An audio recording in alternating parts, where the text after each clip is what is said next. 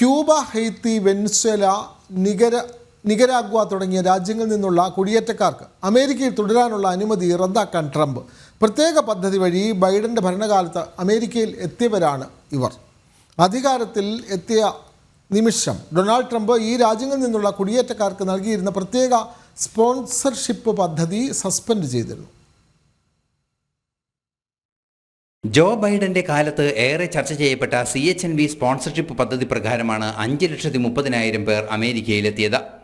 2022 Joe Biden പദ്ധതി പ്രഖ്യാപിച്ചത്. Cuba, Haiti, Venezuela, Nicaragua തുടങ്ങിയ രാജ്യങ്ങളിൽ നിന്നാണ് നിരവധി പേർ പദ്ധതിയുടെ ഭാഗമായി അമേരിക്കയിലെത്തിയത്. 2 വർഷം താൽക്കാലികമായി കഴിയാനുള്ള അമേരിക്കൻ വിസ ഇവർക്ക് നൽകുകയും ചെയ്തു. വിസ കാലാവധി കഴിഞ്ഞും അമേരിക്കയിൽ പലരും തുടരുന്നുണ്ട്. ഇത്തരത്തിൽ അമേരിക്കയിലെത്തിയവർക്ക് നൽകിയ താൽക്കാലിക അനുമതിയാണ് ട്രംപ് ഭരണകൂടം റദ്ദാക്കുന്നത്. അനുമതി റദ്ദാകുന്നതോടെ ഏപ്രിൽ 24 ഇവർ രാജ്യം വിട്ടുപോകേണ്ടി വരും. അധികാരത്തിലെത്തിയ അന്നു തന്നെ ഇവർക്ക് അമേരിക്കയിൽ തങ്ങാനുള്ള വിസ ട്രംപ് സസ്പെൻഡ് ചെയ്തിരുന്നു. ഇത്തരം വിസകൾ പൂർണ്ണമായും റദ്ദാക്കാനാണ് അമേരിക്കയുടെ തീരുമാനം. പട്ടികയിൽ ഉൾപ്പെട്ട രാജ്യങ്ങളിലെ അരക്ഷിതാവസ്ഥയെ തുടർന്ന് ഇവരെ നിർബന്ധമായും തിരിച്ചയക്കുന്നതിൽ നിന്നും സാവകാശം നൽകിയിരുന്നു. ബൈഡന്റെ കാലത്ത് ആരംഭിച്ച പദ്ധതി ലക്ഷ്യം വെച്ചത് നടപ്പാക്കാനായില്ലെന്ന് ആഭ്യന്തര സുരക്ഷാ വകുപ്പ് വ്യക്തമാക്കുന്നുണ്ട്.